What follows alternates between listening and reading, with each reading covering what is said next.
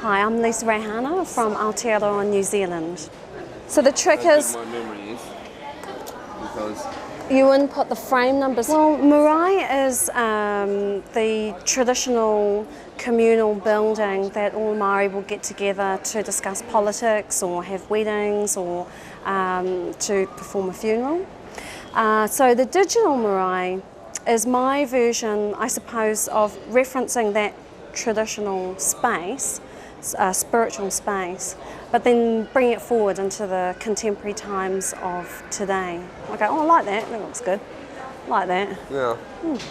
So, but you want to make up the extra, whatever it is? Well, maybe. The video component with this work really references women's practice that you'll find in the marae, and so I've been going to really important landscapes that are relevant to different iwi, different tribes throughout New Zealand, and filming those spaces, and then kind of using the computer to kind of jam it into creating really they're beautiful kind of patterns in themselves, but they do reference particular patterns and particular stories that you'll find in traditional weaving. A weaver would watch this and actually have it really like an actual... Originally, we had 3 or 4 different ways that we thought about how the hang was going to look. But now, yeah, and we kind of ended up going with mine because it looked better.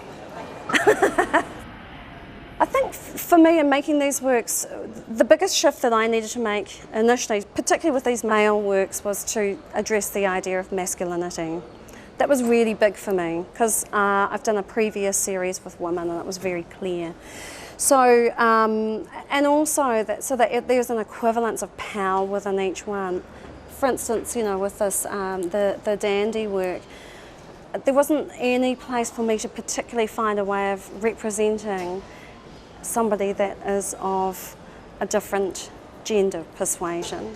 This is really pushing the boundaries within what you wouldn't expect to see within a traditional wharenui or meeting house, in the sense that Victor is a takatapui figure, a person who has close relationships with a person of their own gender. But takatapui is a Maori word, so it has a much more spiritual connotation to it. Lesbian, gay, those kind of words are Western naming, and so this is, for me, presenting a mai marae, there's a place for everybody. I've been working on the series for a while, and I'm just going to keep working on it over my lifetime, and it's really about meeting people who sort of suggest, because they're all ancestral figures, so it's until I sort of imagine or marry up an ancestor with my friends, or they just kind of make sense that that is who they are. Maui is an ancestral figure that travels all the way from Hawaii through all of the islands and into New Zealand, so it's a way of kind of taking it beyond the Aotearoa New Zealand borders. But he's really important because he's a demigod. He would be an equivalent to like the trickster figure that you see overseas, usually presented as hauling up the North Island. He's credited with that, finding fire. He's done lots and lots of good things and lots of naughty things. So he's a great figure. I think also taking Maui into this kind of contemporary, you know, guy on the surfboard.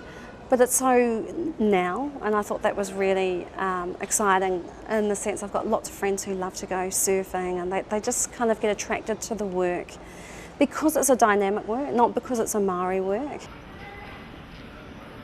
Just to actually see people, you know, really being drawn to the works. I mean, this is the only bit that it's a very obvious public space, but it's really nice to see that, you know, for me, that it does translate across that identity border that people get kind of hooked on identity. But yeah, it's good. It's beautiful. I'm really happy to be here.